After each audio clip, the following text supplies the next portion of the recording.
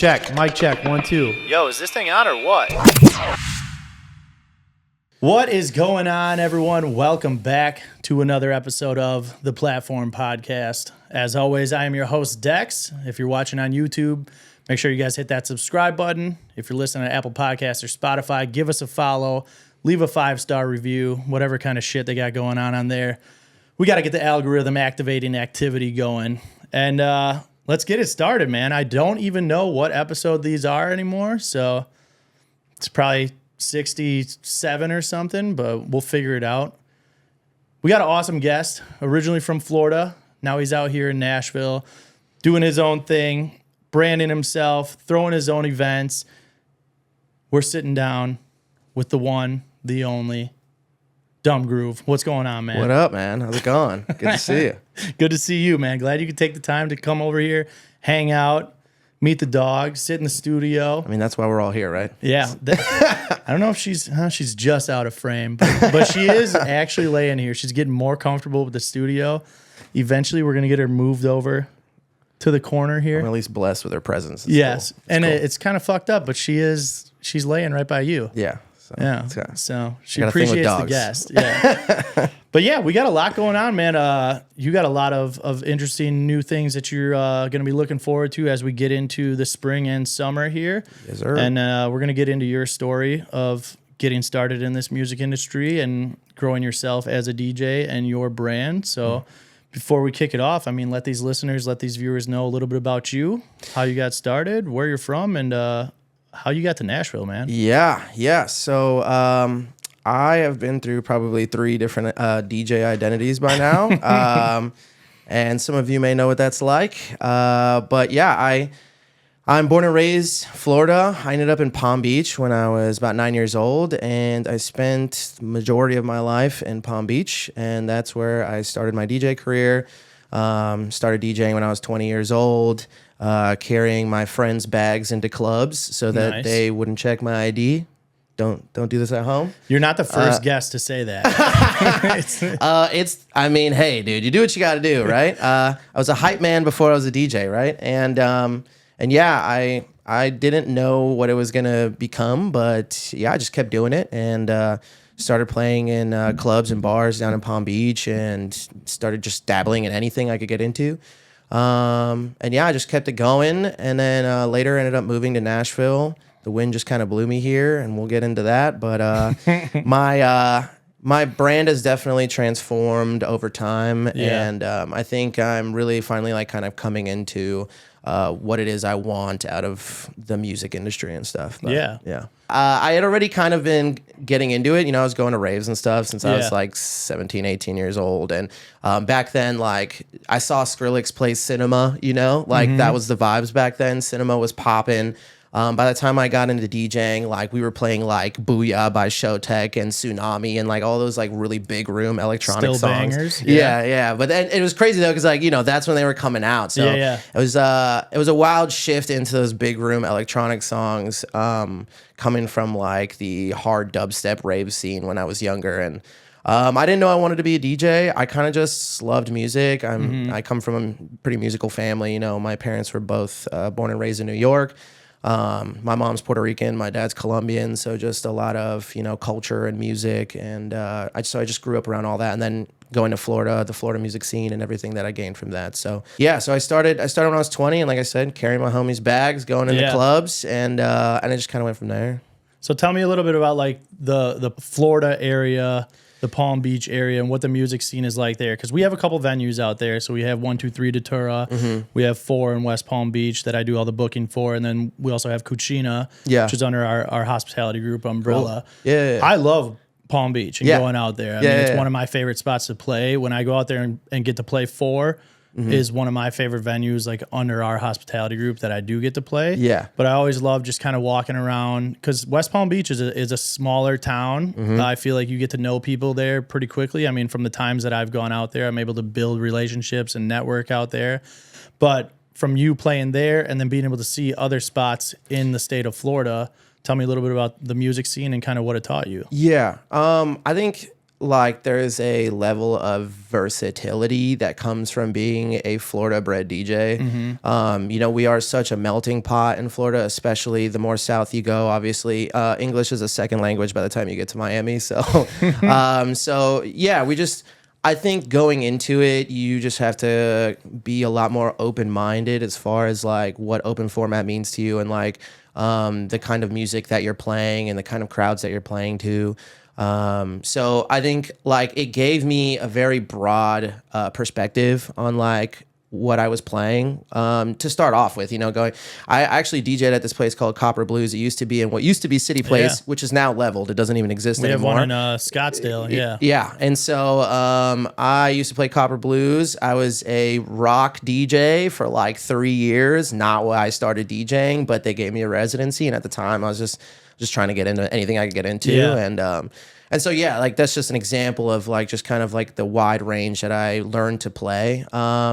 And then yeah, Palm Beach is very interesting, man. It, like you said, it's small. So a lot of those people I grew up with, you know, a lot of the people that are running venues and clubs are people that like I knew when I was just starting, and they were either promoters or bartenders, and a lot of them are now running places and growing brands, and it's crazy to see what it looks like now. Like when I go back home, sometimes I literally can't even recognize it anymore. But yeah, I think the charm that Palm Beach always had was it is this like little pocket town. And like well before we got known for like, you know, Epstein and Mar-a-Lago and all those fun things, no one really knew what was going on in Palm Beach, you know? And I think it was that little bit of like mystique that Palm Beach ran on that was part of the charm, you know, is people would come out and just be like, oh, this little town is popping. Like from sun up to sundown, you guys are nuts. And you know, of course, like Florida living also, we don't close till 5, 6 in the morning in Palm Beach. And then when you go south, they just don't close. Yeah. And so, yeah, I think, you know, I was just kind of thrown into the mix. And yeah, it was an interesting place to build. But also, you know, just like a lot of other markets, I think, you know, they have the things that work for them. And that's kind of like the lanes that a lot of these places stay in. But Datura, I love Datura, man. They actually kind of were the ones that like I think gave me my biggest platform when I was in Palm Beach. That was my favorite residency. I actually got to DJ the first night ever opened. Me, Ryan Coda, Reed, all the people you know, those are all the boys. Yeah, I got a love for all of them. They really helped me kind of like build my confidence and like propel myself as a DJ. And yeah, man, that was like my favorite stuff before I left. And then venturing out from Palm Beach, you know, going to Fort Lauderdale, Delray, Miami, it's just, yeah, it's learning that each part of town is like very different than the next, you know, and the audience is very different and the vibes are very different. And just, you know, you have to learn how to kind of maneuver around those different places. And I think as a DJ, it definitely helps you. You know, just like versatility and range is like a really big thing. Yeah, I mean, you mentioned starting out playing like Copper Blues too, where then you're playing a bunch of rock stuff. How much do you think stuff like that actually helps you grow as a DJ? Because it's like you weren't interested in that, right? Or like it might not even be the music that you listen to, but you're given that opportunity where you're able to make some money, and especially like just starting, wanting to kind of line your pockets and be able to pay rent and all that kind of stuff. Yeah. So then you actually kind of force yourself to learn this music so that way you're able to play it. And I feel like it just makes you a little bit better as a DJ too. Yeah, no, 100%. And so like Copper was when I like first quit my job. And so I was 21 years old. I quit my job and I was like, I'm full time. I'm gonna make it work. And so that was my grind. And Copper was like my home. Yeah. I lived there. And yeah, it was interesting. I didn't realize how much rock music I knew until I actually started digging and downloading rock music, because my dad was like super into rock music, and I'm like, wow, dude, I actually know all this. 80s rock, 90s rock, whatever, you know. And I found this like cool bag of like, you know, I feel like rock and hip hop, where, I mean, I know seems to be a controversial take lately because I've seen some stuff online, but rock and hip hop, I do feel like really are kind of married in a way, you know, and they have a really great relationship. And so I would find cool ways to kind of like blend, you know, old school hip hop, and like even more like popular hip hop and some poppy songs, along with rock. And like rock was tough for sure, but also, if you found the right, intro edits and stuff like that, it isn't impossible. But yeah, I think, like you said, I think that it was not what I wanted to do, but it just got me used to getting good at things that maybe I never thought I could get good at, or kind of pushing myself to just see what I could do. And yeah, man, when you're like trying to make a plunge and like grind and do this whole new thing, you're like, look, these people are willing to pay me, $500 a weekend, you know what I mean? Yeah. Or whatever, which, at the time, like looking back now, it's crazy, like how many hours I would put in for them and like the money I was getting paid. And it's like, no shade on them, but it's just, when you're starting off, that's just how it is, Yeah. You're just lucky to get paid. So, yeah, dude, I definitely beat those sets to death, like I was there every weekend for years. But no, I don't regret it, dude. I definitely think it helped mold me. And it also, like, those experiences, I think, also help push you further into like, what is it do you want from all this, right? It's like, okay, maybe this isn't it, but this is also showing me what maybe I don't want, and how can I start to like veer out of this, move into the next thing, and what are those steps? Yeah, because you really start to notice, like, damn, I don't want to be doing this. Yeah. I'm like, man, it's been 3 years. What's next for me? Do you think, looking back at like how you started and looking at like DJs now, newer DJs that you might know, or just people that you see on social media, do you think it's easier for DJs to get started now than versus when you started? Ooh, no. I mean, yes and no. I think DJing, I think it's like a love-hate thing about DJing is that DJing is arguably the easiest access point for anyone to get into music, right? So it's like, which is fire in the sense that it's like, dude, yeah, you can go buy like a $200 controller and free software on your laptop and just start DJing. Start posting content. Maybe you go viral. All of a sudden you're getting booked. Which we've all had this conversation, and I've heard it on this podcast as well, which, we all know that does not mean that you are ready to get booked. And it does not mean that you're ready to carry a room or like, any of the above. But that being said, I guess if you want to look at it that way, it is as easy as maybe going viral on the internet or like getting enough attention to then get booked.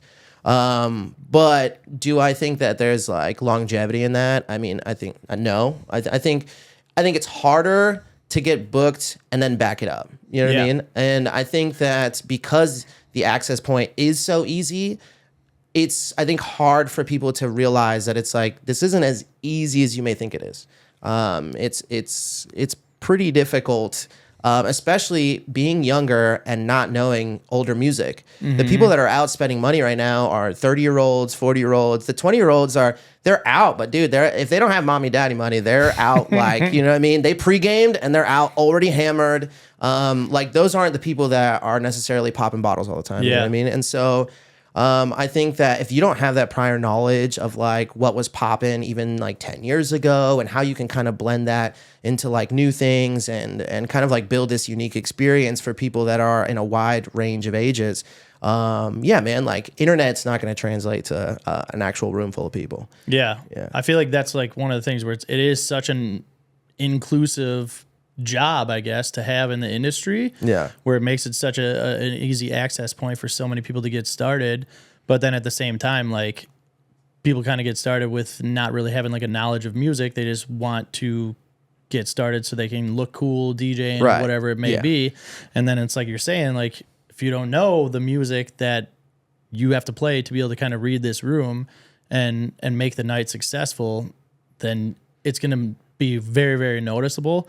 And I always think, like, kind of same thing with what you said. It's like, if you're not good at it, like, it's going to show right away, and it's not going to lead to consistent bookings where you might be able to start and it's accessible and you can kind of do it, but it's not going to lead to you being booked consistently unless you are putting in time to work on the craft, which I feel like is the biggest thing for like a lot of these newer DJs, is they just don't put the time as much into the craft as they do into like social media and content and spending hours on that when they could be spending 10 hours on actually getting better at DJing. Yeah. And I also think like people need to flop, I think people need to flop. I think that's like tough love in this industry is like sometimes underrated. I think that people need to flop.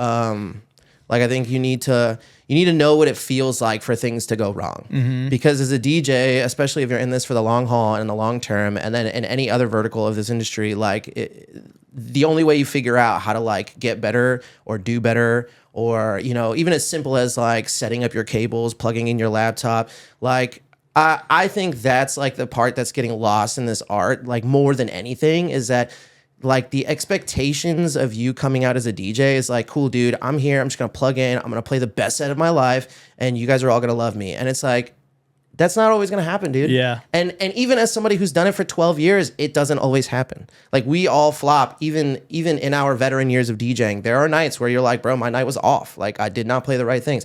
And what people don't realize too is every market is different. So even if you come out thinking that you're ready, it's like, dude, you're playing Miami and then you come to Broadway and realize that like all they want to hear is like Morgan Wallen edits and things of that nature. Like you also have to be up with what's going on in that market. Yeah. So as a young DJ, like coming out, like just be prepared to like have your feelings hurt. And there's nothing wrong with that. Like it's gonna suck and you're gonna hate it and it's gonna be a really like shattering experience. But that's also going to show you like, is this something that you're actually willing to deal with and like work through and figure out, okay, so like I did this wrong. How do I make it better and not do that again? Yeah. I think what goes along with like a lot of these younger DJs having to flop and that kind of necessarily being a good thing, I think having good friends is also a good thing, because it was amazing. Yeah. Dude, so many people just have like yes men friends. Yeah, nah. And it's the worst thing that you can possibly have as an artist, a DJ, a creator, is to have these yes men friends that are like, oh dude, yeah,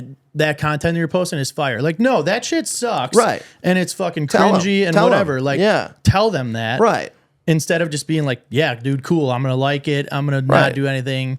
Same kind of things like DJ sets. I mean, so many people have like these DJ sets where they're not great. And it could be just because like their friends don't know, because they don't know of course. a good DJ set. Right, for sure. And that's what I think it is for like a lot of people. But like, yeah, especially now, I feel like you know, if a set isn't good or like a transition, if you have a pair of ears, you Shoes can in a dryer, hear, baby. Yeah, you can hear that didn't sound good. Yeah.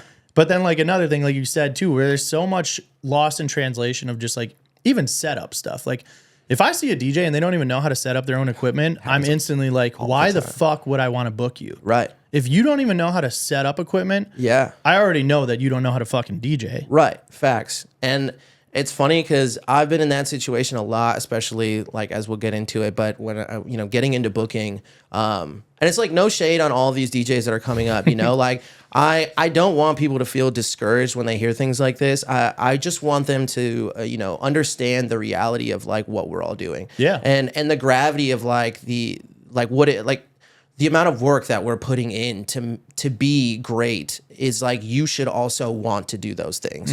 And yeah, so as far as even setting up, I feel the same way, but I've tried to like pivot that mentality into more of like, okay, look, like I'm going to be the one to tell you this is how you do something.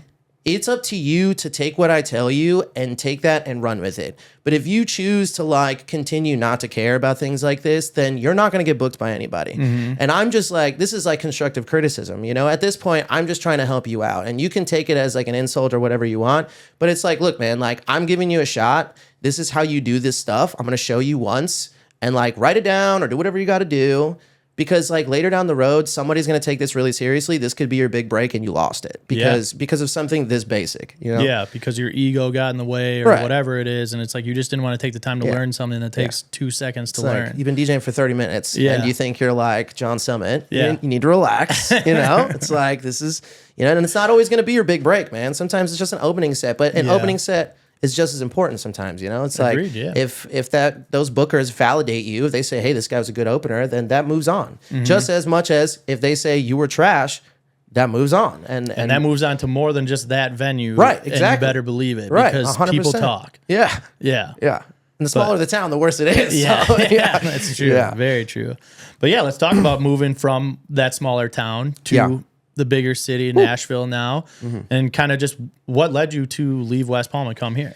Yeah. So I had a partner, Tisha Savage. She was running a brand called Booth Life. And so at the time, she was booking a lot of these bar crawls on Broadway. So like I kind of came into Nashville on a very like, I would call it like an aggressive tip in the sense that like, I wasn't really getting booked by venues. I was getting booked by her to do these like bar crawl events and stuff like that. And so I was coming to Nashville and DJing all of these venues, not because they were necessarily putting me on, but just because, you know, she was. Booked. Yeah. Right. And so what was great about it, of course, was that I was getting to play all these new places and then they would hear me and be like, oh, this guy's really dope. And so it just felt like this very aggressive way for me to be able to get into the Nashville market. But it wasn't I wasn't like trying to get into the Nashville market per se. You know, I was just getting booked to do something, and I had finally started traveling and DJing a little more. So I was like, dude, this is like opportunity kind of. And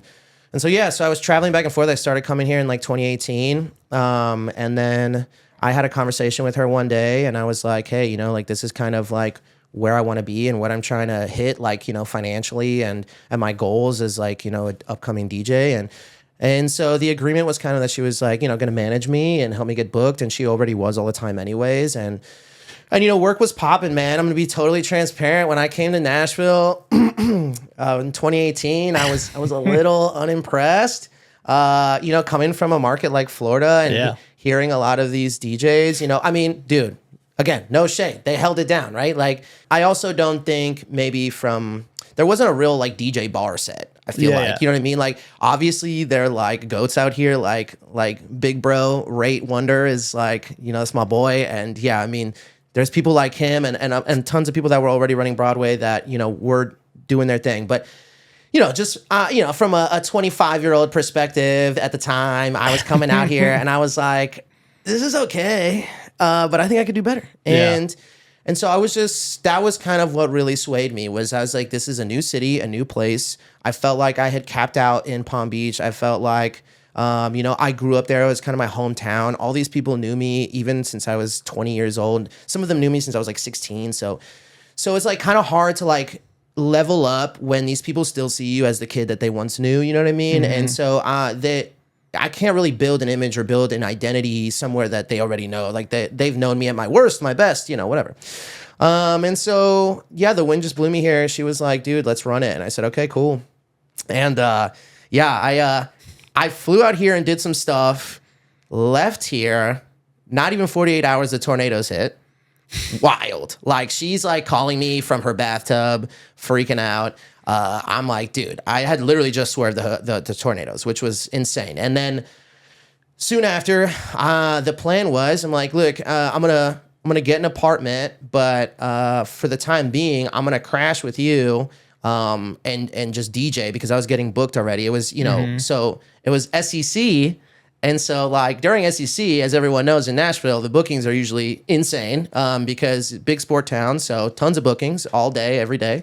Which is actually this weekend. Yeah. Yeah. So it's about to be the anniversary. Yeah. Crazy times. And yeah, man, I flew out and 4 or 5 days later, everything closed. Yeah. Everything shut down. COVID started right when you moved. Insanity. And so my lease wasn't, we had already said we weren't renewing my lease back in Florida. Yeah. My roommate had already found his next place to move.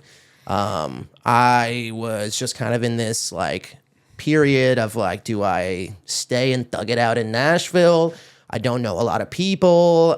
This is a whole new place for me, but do I want to go back to Florida and just kind of like, ixnay everything I was going to do here? Mm-hmm. And, yeah, man, we just, we kind of came together and we're like, we're just going to like grind and see if we can make the best of this. And so that's what I did. I ended up staying, and my now wife, she was still in Florida at the time, and she ended up, we just transitioned fully over here. Yeah. I got an apartment and all that stuff. And it was super hard, man. It was super hard. I mean, I like moved to a new city for the first time in my entire life.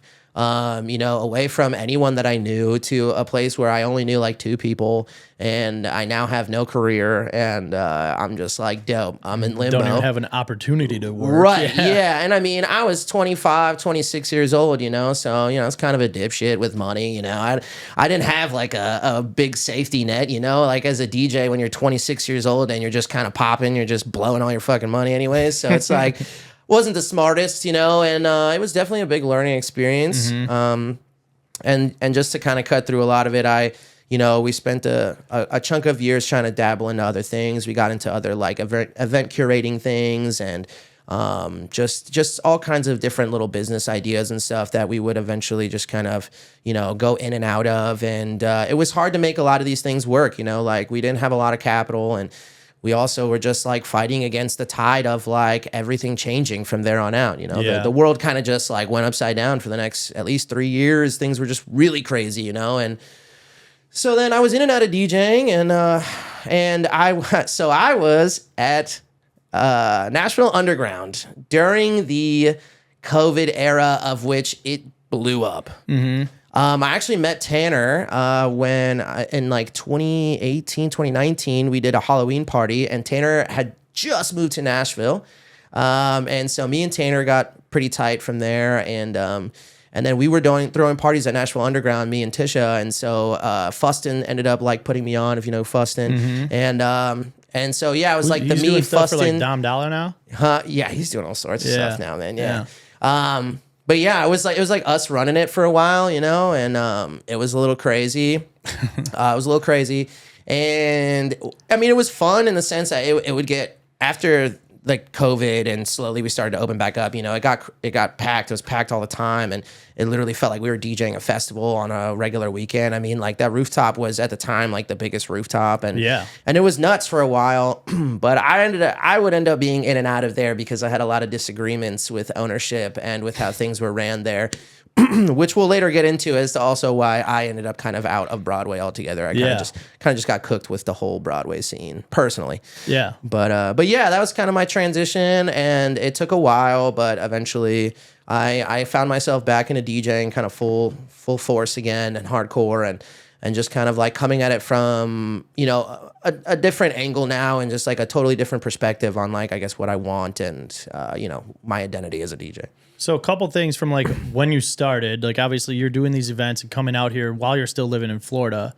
When you're coming out here working these events, like what all venues were you working at? And then just kind of what are you looking at when you're coming out here? Are you trying to build a network with a lot of these venues just to establish a relationship for if you were going to move here? Right. So like I said, at the time, I had no intention of moving. Okay. At the time, I was just getting booked, and, like I'm a big picture type of person. So, for me, I was just taking any opportunity I could get to like get booked out of town and stuff. And, like Nashville definitely wasn't number one on my list as far as places to go coming from Florida. But yeah, I was working with venues like the Valentine, Tin Roof, Nashville Underground, a few other places throughout Broadway. I mean, and this is Broadway back in like 2018, 2019, which is like almost also unrecognizable at this point. But that's where you were doing everything for these bar crawls. And festivals. Okay. Yeah. So she was doing like bar crawls all throughout Broadway. Yeah. And so I would just kind of hop around from venue to venue and DJ throughout the day, or like after parties and stuff like that. Our HQ was like our big like spot where we would do like the wristbanding and everything, and we would DJ there too. Damn, I forgot they used to have that here. Yeah, dude, HQ's was parking lot. Or I don't know what it is now. No, but at one point it was leveled. Whiskey River, I think.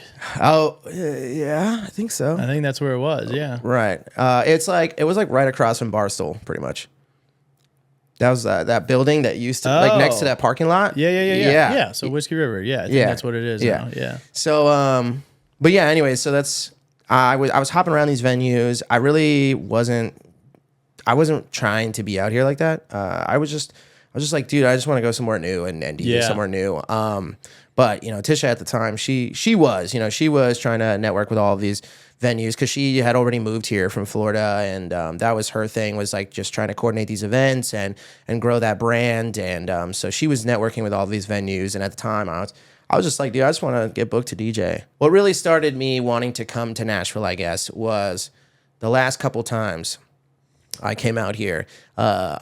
It just was feeling like fresh and new, and like it was new rooms and like, big crowds, and it was just a very different climate, I guess, than what I was used to in Palm Beach. You know what I mean? I felt like Palm Beach kind of got to this point for me where it was like the same people and the same rooms, and And I don't know, I was ready for something new, and Nashville, like I said, was not number one on my list, but because I was already traveling here a decent amount, I was like, well, maybe it'll make sense. And then, yeah, that's when we eventually spoke, and she was like, I can get you booked here. And so, yeah, I was like, screw it. Let's just make a plunge, man. Something different. It's very different. Definitely very different. Yeah. So you're getting all these opportunities to play, like when you're playing these events and bar crawls and stuff.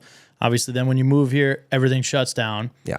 So then as things start to open back up, how did you kind of get your foot in the door at a lot of these places? Because I feel like a lot of people think that with the amount of bars that there are here, that people think that Nashville is easy to break into, but no. Was it for you? So that was the frustrating part, I guess, was that it was easy for me to break into pre-COVID, right? When like coming in here, I felt like I was getting a lot of attention because I sounded very different. The type of music I was playing was very different for Broadway. My style of DJing was very different for Broadway, at least, next to what I've heard, and so I think that I was getting a decent amount of attention when I started coming out here, and it didn't feel hard then. After COVID, it was super hard because, of course, like every venue is going to lean towards the DJs and the staff that they have been working with for a while, right? Because we're like easing back into opening up, and they don't even have shifts like they normally have, like, full force DJing shifts and stuff. And so they're really only booking like their little skeleton crew of people. And I mean, rightfully so, right? It's like, these are the people that we have been growing with for a while. They're the ones we're gonna feed first before we feed somebody that's like not from here and just started here. Yeah, some asshole from Florida. Right? Yeah, exactly. This guy thinks he's great. Yeah, whatever. But underground was kind of like where I got my start, I guess, as like residencies are concerned. And for a while, it was dope. And like I said, I was in and out of underground. Underground was definitely known during COVID as the place that decided to start breaking some rules or whatever. They were the underage spot too. Dude, just all sorts of stuff. And so, yeah, I ended up having a falling out with them in the middle of, COVID. Still like, kind of coming out of the COVID motions or whatever. All those weird rules we were going through, and like people were still allowed out, but they couldn't dance or stand up. It was like, all the crazy stuff that was going on at the time. And as a DJ, you're like, somebody's telling you, hey man, so like we want you to DJ, but we don't want you to make people dance. And I'm like, cool. So like, what is my job? But anyways, yeah, eventually, I would leave there. And then, yeah, man, I kind of was like just hopping around here and there doing like stuff with people that I kind of ended up meeting up later on. And I wasn't really anywhere for a while. And then I ended up going back to underground later after that. And I had a pretty long stint at underground that time around. And then, yeah, dude, I started getting booked at some other places here and there throughout Broadway. And yeah, eventually I realized Broadway just wasn't for me. So what was it mainly? Was it the music that you're having to play, or just the staffing at venues, the clientele, the people? I mean, all the above. The D, all of the above. No, and it's, again, I think that there's a level of respect for, all verticals of this industry, right? And like Nashville, Broadway is a big machine for Nashville, and it's also a huge opportunity for tons of people, whether you're, a musician or a DJ or anyone, literally anybody. It is a massive opportunity for a lot of people, and I will never take that away from the Broadway machine. But it is a machine, and I just realized over time that wasn't the machine for me. It was a mixture of a lot of uncomfortable situations with different owners and different managers. A lot of low-key racist-coded conversations that I've had in this industry, especially on that strip, unfortunately. And then to top that off, just, feeling like it just became very monotonous for me. And there's a formula for Broadway, as I'm sure you know, that there's a DJ formula for Broadway. And obviously every venue kind of has their own maybe tweak on that formula, but overall Broadway has a formula, just like any other strip has a formula. Vegas strip has a formula. They all have a formula kind of that they go by. And I was good at it, but it didn't make me happy. I really felt like I was just regurgitating songs and just beating songs to death, and then playing a lot of songs that I didn't even like. And it's not all about me. It's not to be like selfish, but it was also just like, I felt like there was not a lack of appreciation as well. And that kind of like crushed me after a while, I'm like, I feel like management doesn't appreciate what I do really because they want it done the way they want it done. The patrons, eventually, it's like, it's never enough for them. They want what they want and they don't care like about like your identity or what you're doing here. They just want to hear what they want to hear. And then it's also like a lot of people truthfully come to Nashville and like black out and like, cosplay as like cowgirls and stuff and party. And it's like, cool, dude, do that. But also, that's just not for me. I like to, at least feel a little bit like the people are excited about the music itself and like excited about the curation itself. And, I guess like the uniqueness of maybe this particular set versus this set, or just kind of identifying anything that has to do with the music and not just like party. Yeah, that's like one of the most frustrating parts is like I feel like the majority of the clientele wants the same thing, and it's so crazy to me because like if I go to a different city and go to these bars, like for me, I want to hear different music. I don't want to go to one bar, then go to the next bar, then go to the next bar and hear the exact same sets at all these 3 different bars. Right. But here in Nashville, it's literally like you're just performing for chaos every night because people are just here to fucking party and drink and black out. Yeah. And then it's like you end up playing those same sets every single night while you're catering to management and the clientele who all want different things. Yeah. And it's like, you're making good money, but you almost start to like lose your love for the music because you're not playing shit that you actually want to be playing. Yeah. It was soul sucking for sure. Yeah. Yeah.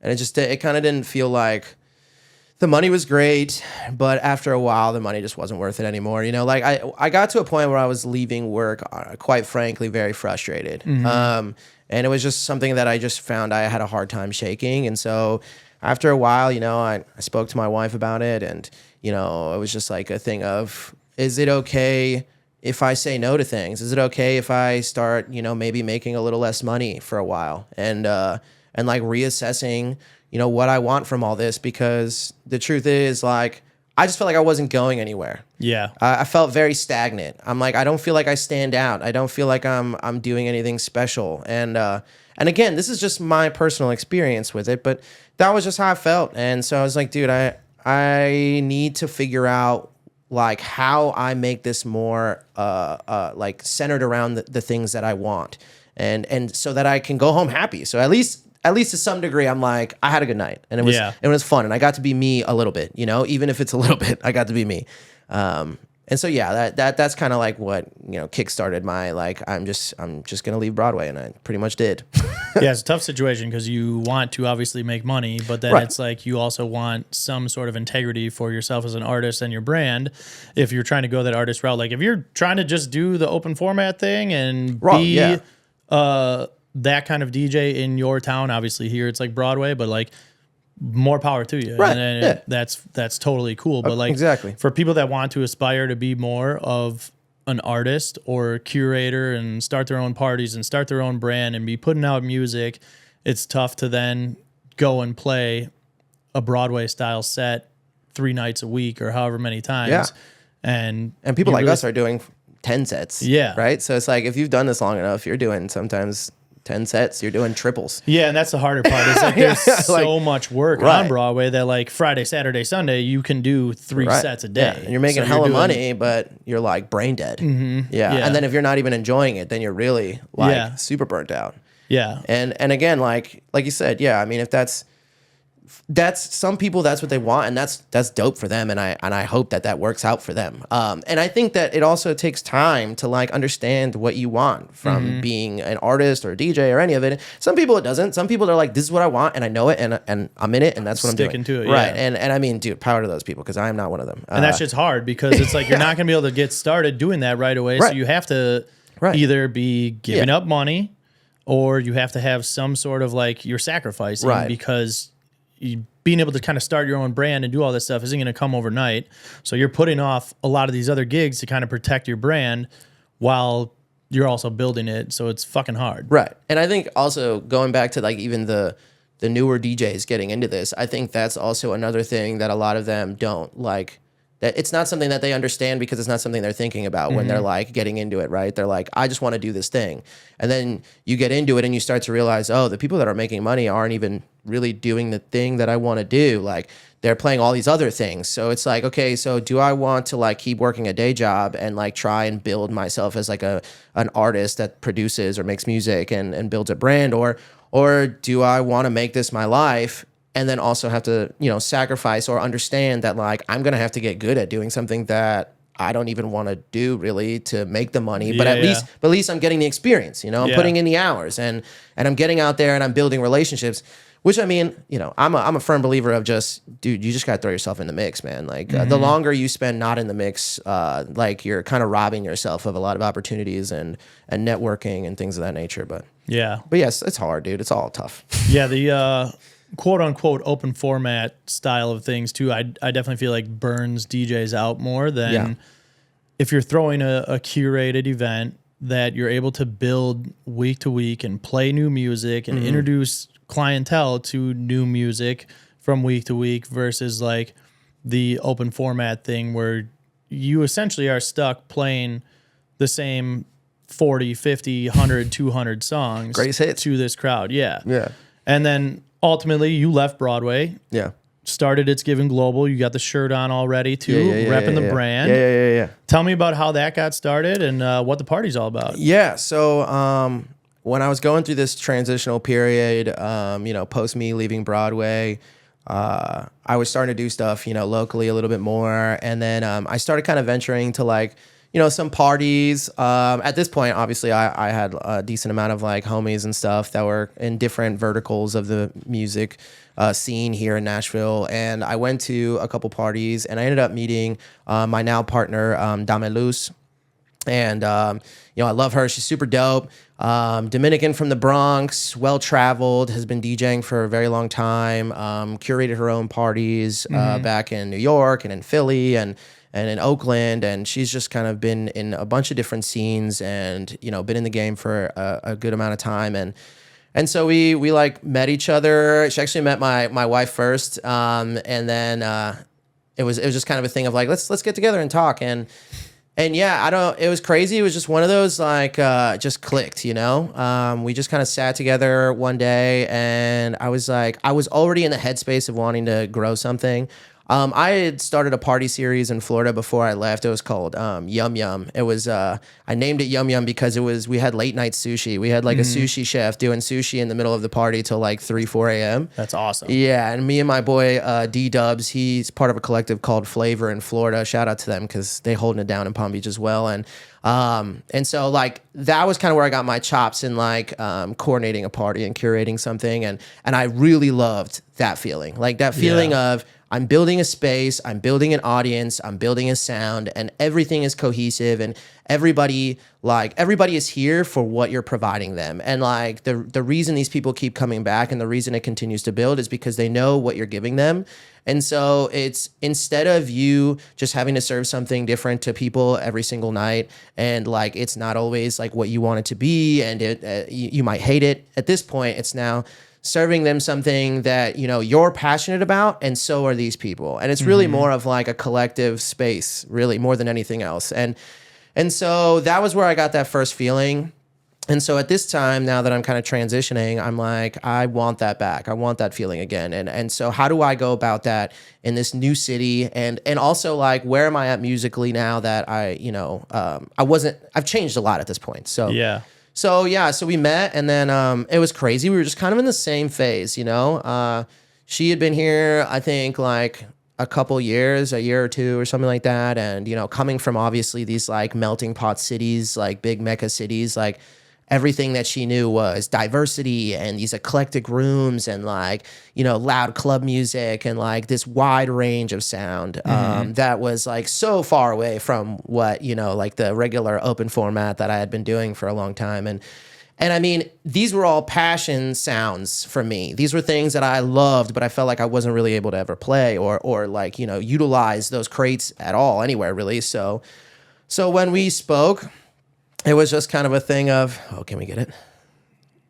We're through. There we go. Ooh. Woo! Yeah, man, it just clicked. We were both like, there's something that I feel like we're missing in this town, and there's something that we would like to see. And, take it from me, I would suggest that if there's something that you don't see, you should be the one to help build that. You know what I mean? Yeah. Find those pockets. 100%. Yeah. I mean, I once had a conversation with somebody and they were a little pessimistic on the idea of like starting a party and like the type of party that I was like trying to pitch at the time. And their thing was, I just don't really see the demographic here. And that has always stayed with me to this day, because if I thought that way, then I feel like nothing would ever get accomplished. Like, you wouldn't see new scenes, you wouldn't see growth in culture and community if you just felt that audience didn't exist. And the truth is, the audience exists. It's just, where do they have to go? And so, you need to take that and think to yourself, can I build a place for them to go? And, and see, like, build it and they will come, you'll see what's up. And so that's how we felt. We were both right in the, we were in the pocket, man. Like, I don't know. We just like had the same exact vibe and feeling of what we wanted.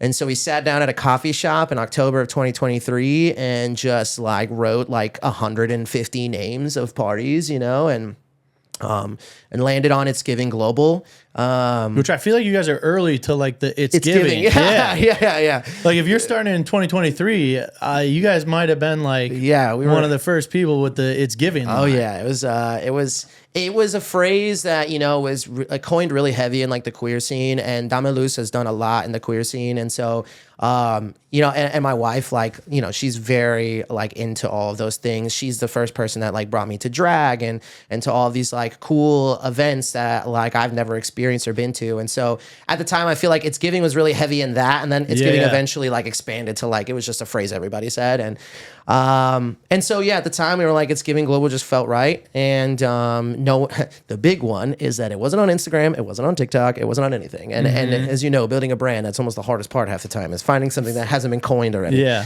and getting a handle that like matches everything that hasn't been used. Yeah, right. And then like we did IGG for short, because it was just like a easy roll off the tongue. Yep. And we kind of created like these partnership logos between the two. And man. And so that's where it started. And the idea is that we are a global open format umbrella, essentially. And so, we think of open format in terms of like what you hear on Broadway, like we were just talking about, and how it's really almost of like a buzz term at this point, where they say like open format, but really the format is like pop music and like greatest hits. And open format, the term fucking sucks right now. Yeah, exactly. It's not a real thing. Like, people think open format is just you're playing hip hop and pop, right, and EDM. Yeah. And greatest hits along intertwined in all those genres. Yeah, and nobody actually gives you like musical freedom to actually truly be open format. Right. And I feel like it's because like so many of these other DJs say that they're open format, but then they don't really do anything, or like venues and managers are like, hey, we want open format, but then you play shit that's truly open format, right, and you're able to mix and dive into all these different things and do it well, and they're like, nah, we don't actually want that. Right. Yeah.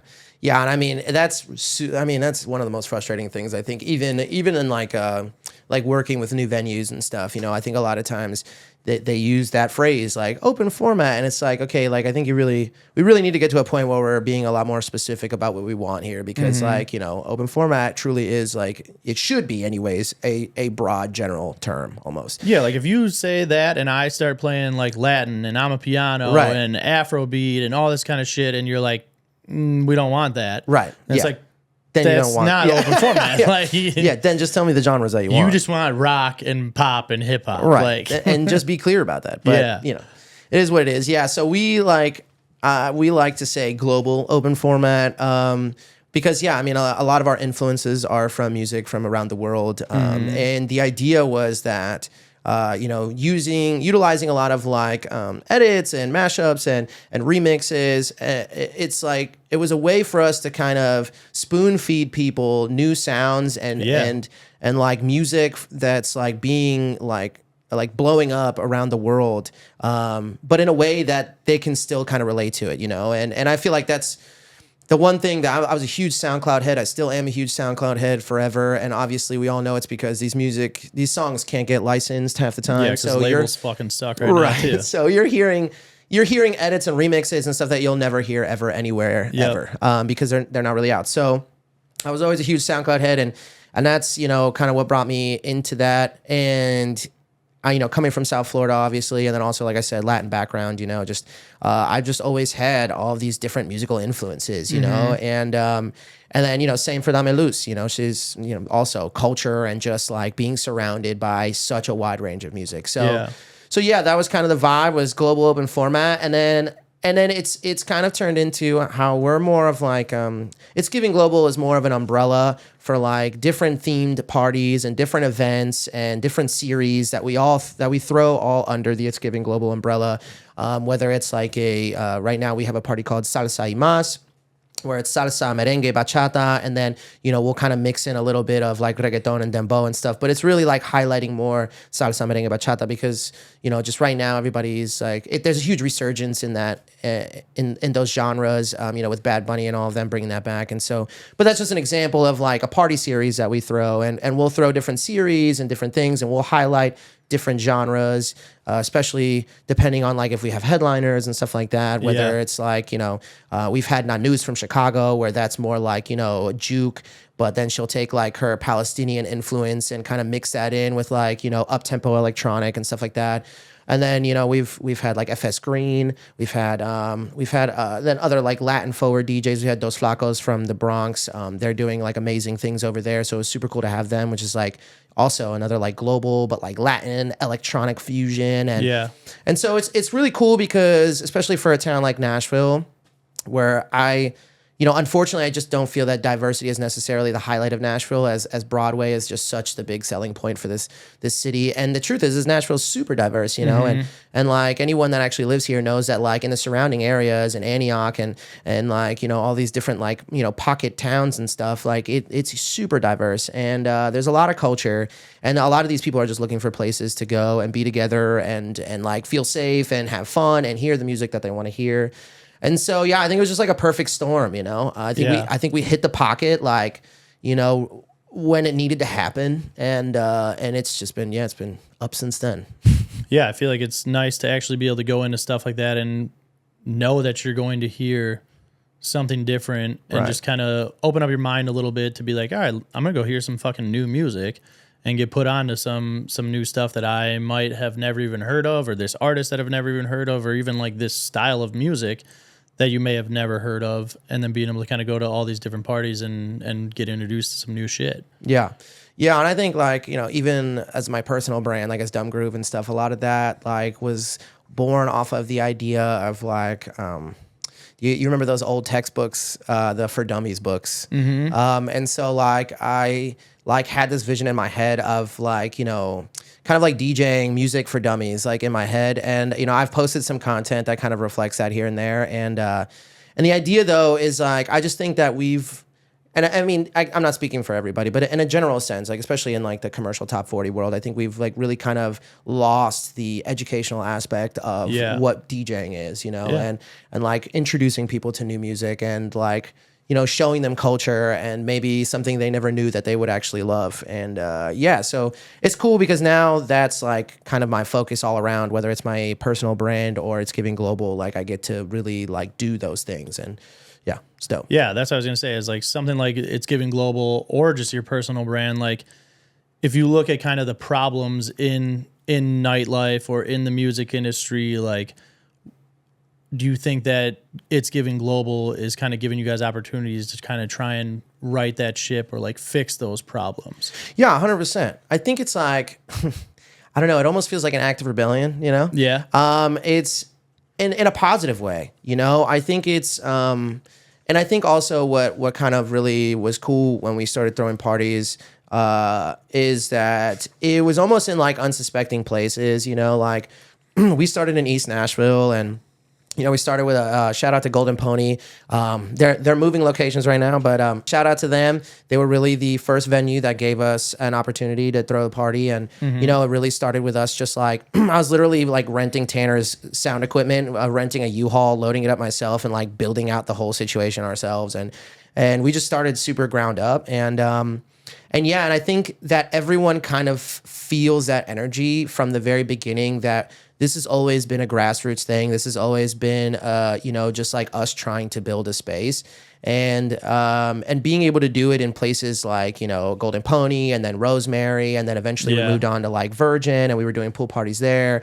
And we've bounced around. We've done like Night We Met, and eventually we went to a bunch of different places. But I think also part of the idea is also taking people out of the spaces that they're used to being in.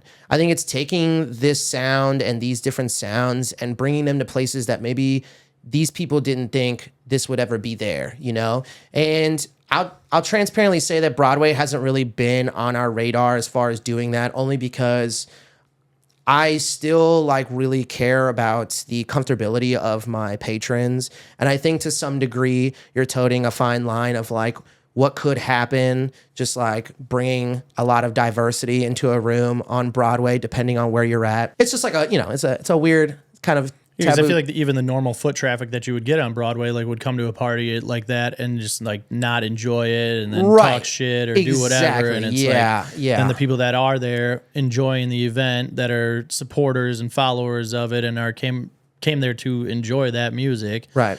Like just you're gonna run into some asshole that's like, "No, give me a fucking play this song." Yeah, dude, and I think even that's kind of why we also sell tickets. And I mean aside from having to make money, right? I mean this costs money.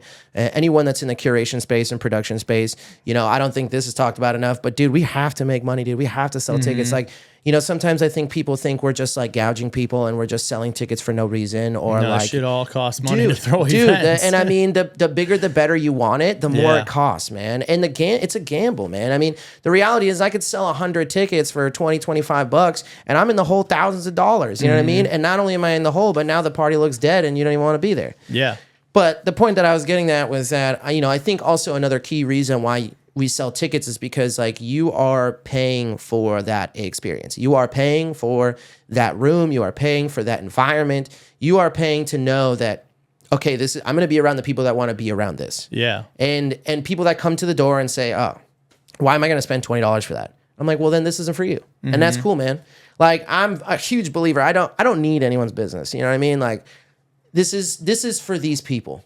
And if that doesn't fit you, then there's nothing wrong with that. Yeah. I mean, dude, but also it's like that's kind of how we weed those people out, right? Like, if this was open to everybody, then yeah, we can end up having these like stray people that are just kind of like hating on what the environment is, or why are you doing this, or why are you doing that, and yeah, the tickets definitely kind of weed those people out. They're like, oh, well, I don't want to go to a side party. All right, cool, then don't come. Yeah. Not every party is fit for everyone. Exactly. And you have so many options, man. Yeah. And I think that Nashville, I love Nashville, but y'all are a little spoiled out here. Y'all are a little spoiled out here. Like there's no covers. Yeah. Which dude, is it fucking blows our mind. Insane. But that being said, it's like, then don't complain to me, right? It's like, if I'm selling an experience and this is what I'm selling and you don't like it, well, guess what? There is like 100 free bars and clubs that you can go to that isn't here. Yeah. For tonight. You can bother the DJs there. Right, dude. And it's it's respectfully, but it's like, yo, man, come on. Yeah. Dude. Like, why hate on something that's different when you have options? And this isn't like, New York and Miami where it's like, yeah, you're spending $50, $60 to walk through the front door of any club. And then another 50 on your 2 drinks. Yeah, twos.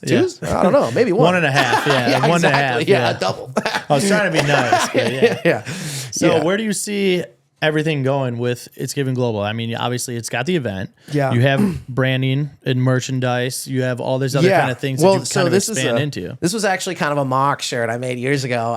It's just a one of one. Yeah, it's a one of one. Yeah. But we are working on all these different verticals. And yeah, I mean, the last couple years, it just all happened so fast, we came up with the idea, then we threw the first few parties, and then once we hit Virgin, we really came out running. We started booking headliners, and then we got into booking international headliners, and then last year we went on our first like small tour, which was fire. We did Philly, we did Alabama, we did Chicago, and we were able to go out of the country as well, and we did Germany and we did Paris.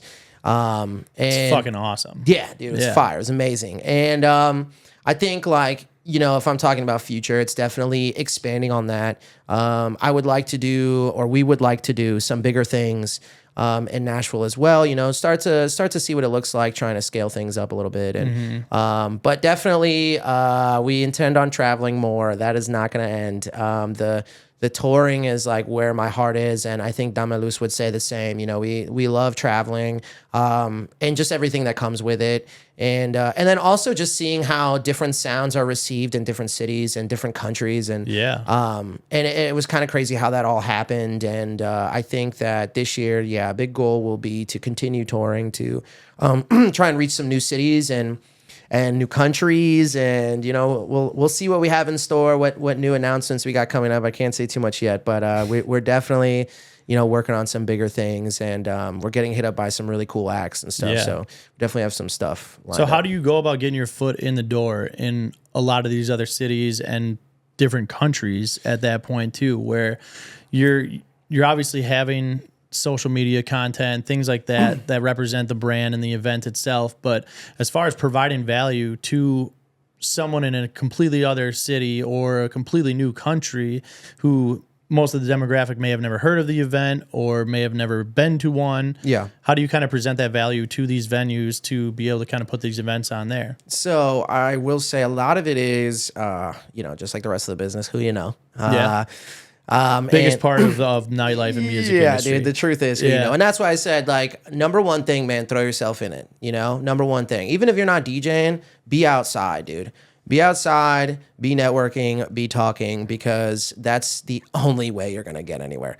So a lot of it has to do with connections that Damelus and I have developed over time, and like I said, she's lived in some different cities and is pretty well traveled, and I was bouncing around a decent amount right before COVID, and then kind of in my more recent years I started traveling a little bit more again, and I have like really good friends in New York. I have family in New York as well, so I try to go to New York at least once a year and do a lot of stuff in like Brooklyn with some of the homies. My good friend Checo Spins, he does like a lot of parties. Party called Allure I did with him before is really dope, and a lot of that whole squad out there is just doing really big things, and so on and so forth. My boy Gio Sands has Tango Funk in Chicago, so I've done Tango Funk with Gio, and we've done a bunch of work together as well, and he's also very much so like in our lane, and so all this to say, like, it was a lot of like connections that Damelus and I have just kind of nurtured over time.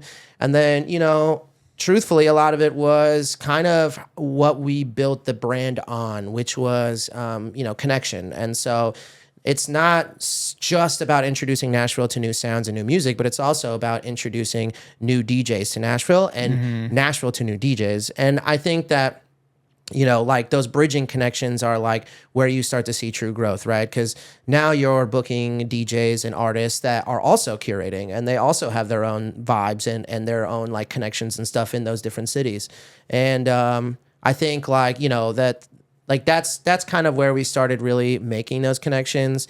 And so, it was a lot of chopping it up with homies and, hey man, like, do you want to collaborate? Is this a thing where we do like a part, like a teamed up party? Yeah. Or is it a thing of like, can you maybe help us with talking to a couple venues, things of that nature? And then also just like, connections that we've had in those cities. Like obviously I'm from Florida, so, doing anything in Florida, I know a lot of people over there, and, so on and so forth. And then the out of the country stuff was crazy, man. That was wild. So Germany was a shout out to my boy Devin. I just had a call with him the other day because he's coming to the States.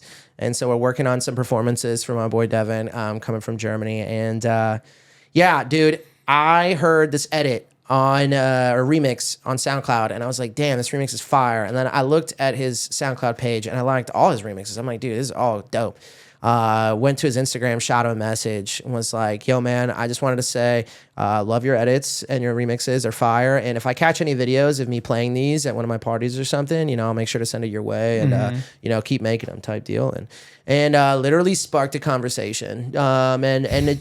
We literally became like pen pals. We just chopped it up and talked a lot. And And he was like, man, it's like a dream of mine to come to the United States. And I'm like, dude, it's a dream of mine to come to Europe and like, you know, go to Germany or anywhere. Like, you know, I just want to travel and play music. So, and so, yeah, it was this like little like kind of idea that eventually I was like, let's run with that, you know, and like I said, Damalus and I were already like working on like tour dates in the country. And I was like, how do we get out of the country? And I was like, oh, well, maybe this is our first step, you know, working with my friend Devin, because he also curates as well. And so that's how that started. And then, you know, shout out to Mr. Rate Wonder, but, you know, Rate has some ties in Paris, and so we were able to curate something together in Paris as well. And so it was definitely like, you know, a lot of people that believed in us and like believed in the vision of what the brand is, and or we've worked with them and have, you know, booked them, or they've booked us in the past. And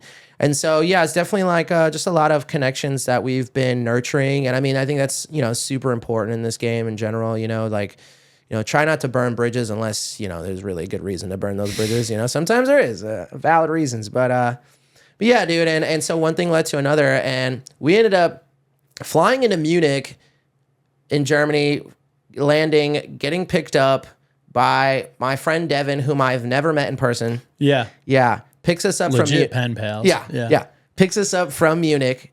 He's from a town called Ulm, Germany. It's like old country Germany. Yeah. They have like the tallest cathedral, I think, or something like that. Some crazy random thing. And, you know, beautiful. All of it was beautiful. Munich was beautiful. Ulm was beautiful, all of it. But yeah. Dude I've never met in person picks us up from the airport, drives us an hour and a half back to his hometown, throw a party with somebody like that. Again, I've never met in person.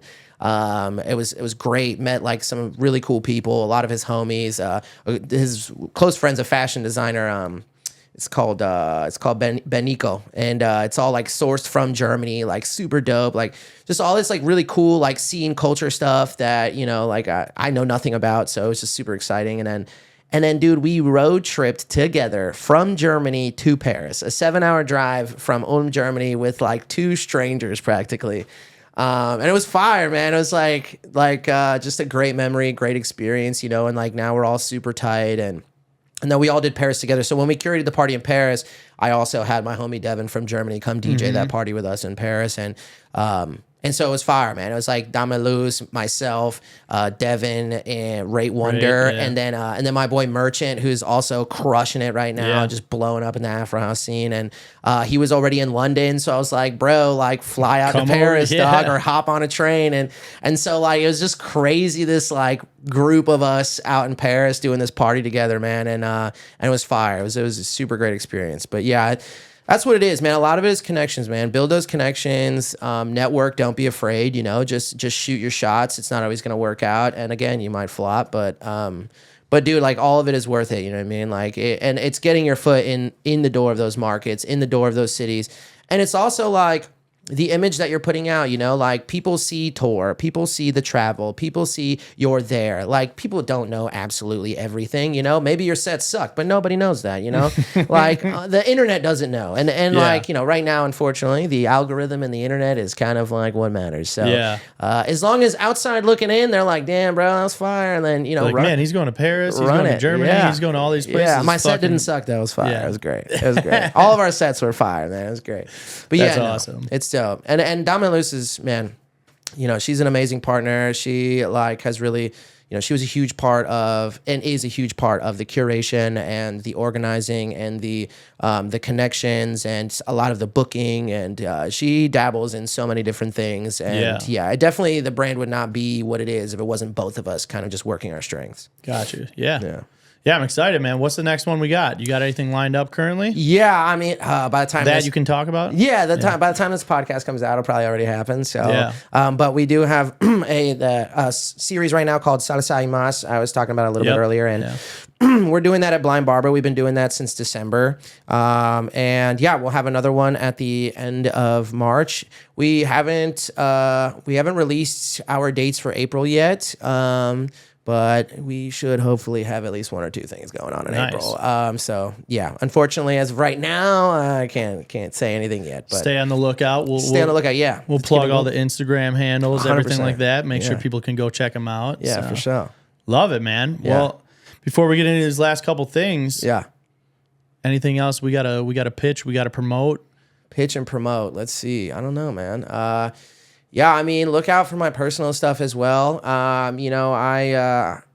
Producing music, I feel like kind of kept getting put on the back burner for me for some reason. I don't know. I just got so like, when you're in this business, you wear like 20 different hats. And like, That's especially, for sure. yeah. Yeah. And it's like, even as a DJ, you're like, also you're like social media person and you're a marketer and you're this and you're that. And when you start to dabble in curation and promotion and stuff like that, now you're doing like 50 million different things. And so I feel like, unfortunately the music just kept getting shifted to the side over and over again. But no, I definitely am intending on doing releases this year and some original stuff and some remixes. And, I have some stuff in the pipeline. So yeah, definitely just, keep an eye out for some of the new music that I got going on. And I'm re-releasing my first single because I had a whole little thing with TuneCore, dude. They try to say that I was like faking streams and stuff. So like, yeah, whatever. Buying them bots, huh? I guess, dude. I mean, crazy because like, streams don't pay, 1 and 2. Song wasn't that big. So. Yeah. But I'm like, screw, I'm just going to do a full re-release. It's not a huge deal. But yeah, so other than that, man, yeah, I'm doing a little bit of my own stuff as well. Started a new party at Sauced that's literally this Saturday. So who knows? That might be a reoccurring thing. I don't know yet. It's kind of like a new experiment where I'm kind of just playing more. It's gonna be more like vibey. Electronic, I like to think of like in the K-Tronada realm of things. That's literally instantly what I like. Exactly, thought of, yeah. So definitely like hip hop, R&B, soul fusion with groovy up tempo electronic beats. Just play all eccentric and K-Tronada shit. Dude, eccentric is my guy. Yeah. Those are all. That's like my love. I guess if I were to talk about my personal music love, it's definitely huge Miami bass fan. I'm really big into Miami bass, juke, ghetto tech. And kind of like the fusion of electronic with like R&B and soul and hip hop and all those things. And so I definitely have moods, this party is like my cool vibey mood. And I don't get to like express that too much being like, a party DJ and a party host. Like it's not, as it's not, you can't go to like Barstool and play K-Tronada really, it's just not the vibe a lot of the time, big room stuff calls for big room music. And so I'm excited to like kind of have like a dope little space where I get to curate something that's more on the vibey side of my personality. And then but when I'm out there, I love playing, baile funk and all the like hype global electronic music and stuff, dude. Like we got to do a set with Ape Drums last year. We did like a B3B and everything. And dude, I mean, that was so much fun. We did Deep Tropics too a couple years ago, and that was also a blast. So like, getting to like really get into that like global electronic bag has been fire. Yeah, it's been fire. I love it. Well, let's get into actually the music that you picked. Right. We got the platform playlist. Yes. So yeah. I've been asking all the guests on the show, give me 3 songs that I screenshotted them. So you got them? so I got them ready. Yeah. So anything that you got that you're playing out during your sets, you're listening to in the car, you're listening to at home. What do we got? And are you playing it or are you listening to it? Let me know what you're doing. So first song, number 1, and this song is just like I play it sometimes when I get to, I guess. It's not something that I get to play all the time. It's called Be the One by Conducta. Conducta's just a monster, dude, of a producer. He's like, kind of in that like UK garage, but like fused with like breaks and like elements of like club and Miami bass. And so this song is like just kind of like a perfect like, like female lead vocal, like kind of ambient beginning into like this really slick, like kind of almost Miami bass influenced garage beat. Like, I don't know, dude. It's just like the medley of sounds that like make me happy. So that's my number 1 fire song. It's not even new. It's just like every once in a while I play it like 10 times and then, I move on. And then my number 2 is called Batucada, and it's by Bronca and Dave Nunez. This is going to be more on the global front. So Bronca, he used to be known as Pantera. He is, he's this Brazilian dude and super, super fire. Does a lot of like, of course, baile funk and all that stuff. But he's like, I believe he's based in Frankfurt these days. but he's part of this like crew called it like the Diaspora, and it's like Dave Nunez, him, Paul Mond, like all these like really really fire producers that are like in Amsterdam and like Dutch Boys and stuff like that. Like they're all super talented. Everything they put out is fire, but this song is just it's like a Brazilian music meets like garage house kind of jack house type vibes. So it's just like bouncy, vibey, but like upbeat, and then also has the like baile funk Brazilian like element to it. Yeah. So it's just kind of again Little like bounce. yeah, dude, vibe. Yeah, super dope song. And then my last one is so it's Grabba Ranks, Nuck If You Buck. This is on SoundCloud. Grabba Ranks is in New York, but he's originally from Broward. And dude, his edits are fire. His remixes are fire. They're all like Miami-based influence. I picked this one because this one has been super on rotation. I play this song all of the time because it's Nuck If You Buck already. Like I love Nuck If You Buck, and the Nuck If You Buck is one of those like crowd engaging tracks, right? So like you play Nuck If You Buck and it's like, everyone gets into it. And so this one's just fire because it's that, but like way more hype. And yeah, like I said, I'm really into that like super up-tempo stuff these days. And so Grabba Ranks has been putting out really dope remixes that are all in like the Miami-based footwork, up-tempo vibes. And it's fire to be able to play some of these like OG hip-hop songs and like other songs that are really dope, but like in this way more excitable manner. And yeah. So those are my top three right now. Yeah. I love it. Yeah. Can't wait to listen to those. Get them out on the playlist. Yes, sir. Obviously, we'll be putting it on SoundCloud, and then we got Spotify and Apple that we're putting them all together on too. Because, like we said, not all of them get to be able to get put out on Spotify and Apple. Unfortunately. But not that they make SoundCloud's got the gems. So, SoundCloud's got the gems, bro. Yeah. I love it. So we'll get those out to all the listeners so you guys can go check these 3 songs out too. See if they make it to the playlist or if they don't. So. Hell yeah. But yeah, last thing we got to do, man, something we do every episode with all the guests, you got to put somebody on a platform, shine a little bit of spotlight onto anyone. It can be a brand, another artist, anything that you're just loving right now. It can be an event that you love. Who you putting on a platform? Yeah. I had to think about this a lot because I got a lot of people that are doing cool things, man, But no, so I would like to put on my boy Chris Jardinez. He's family.